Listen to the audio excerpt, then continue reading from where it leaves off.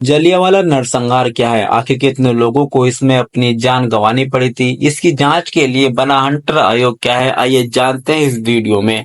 20वीं सदी की शुरुआत में गहन राजनीतिक उथल-पुथल का दौर था। बढ़ते राष्ट्रीय आंदोलन को रोकने के लिए ब्रिटिश उपनिवेशक सरकार ने कई दमनकारी उपाय किए। 1919 के रोलक अधिनियम, जिसे क्रांतिकारी अपराध अधिनियम के रूप में भी जाना जाता है, इस नियम के तहत ब्रिटिश सरकार बिना किसी मुकदमे के किसी भी संदिग्ध क्रांतिकारी को कैद कर सकती थी।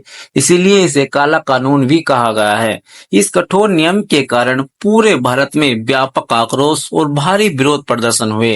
पंजाब का प्रमुख शहर अमृतसर राजनीतिक गतिविधियों का केंद्र था। अप्रैल 1919 में रोलक अधिनियम के खिलाफ विरोध प्रदर्शन के कारण पहले से ही तनावपूर्ण स्थिति में था।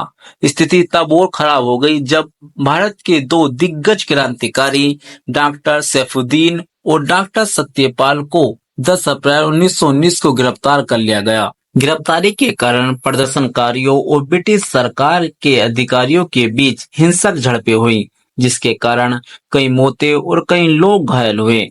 इस तरह की घटनाओं को देखते हुए ब्रिटिश सरकार ने पंजाब में मार्शल लॉ लागू कर दिया, जिसके तहत ब्रिटिश सरकार ने कुछ कठोर नियम लागू किए, जैसे कि कुछ समय के लिए सार्वजनिक सभाओं पर प्रतिबंध और बिना अनुमति के एक जगह पर इकट्ठे होने पर सजा का प्रावधान था। ब्रिटिश सरकार ने इस घोषणा को अंग्रेजी, उर्दू, हिंदी, पंजाबी भाषा में किया था, लेकिन कई लोगों ने इस पर ध्यान नहीं दिया, या ये कह सकते हैं कि उन्हें इसके बारे में बाद में पता चला। 13 अप्रैल 1919 को हजारों लोग अमृतसर के एक सार्वजनिक स्थान जलियांवाला बाग में डॉक्टर सत्यपाल और डॉक्टर सैफुद्दीन की गिरफ्तारी के विरोध में शांतिपूर्ण प्रदर्शन करने और बैसाखी का पर्व त्योहार बनाने के लिए एकत्रित हुए।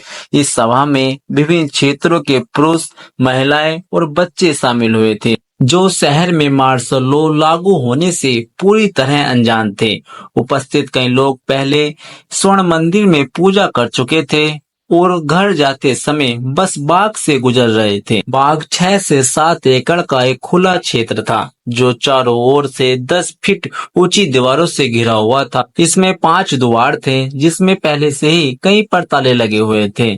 सामने वाला मुख्य द्वार था, जो काफी बड़ा था। बाग के केंद्र में एक समाधि और आंशिक रूप से पानी से भरा एक बड़ा कुआं था। भीड़ इसलिए और ज्यादा बढ़ गई क्योंकि उस दिन बैसाखी का पर्व त्योहार भी था। शहर की पुलिस ने दोपहर 2 बजे ही मेले को बंद करा दिया। इसलिए मेले में भाग लेने वाले कई लोग जलियांवाला बाग में आराम करने के लिए चले गए। जब ओडायर को जलियांवाला बाग में हो रही सभा के बारे में पता चला, तो ओडायर एक पुलिस की टुकड़ी के साथ वहां पहुंचा। बिना किसी चेतावनी के डायर ने अपने सैनिकों को निहत्थी भीड़ पर गोलियां चलाने का आदेश दिया।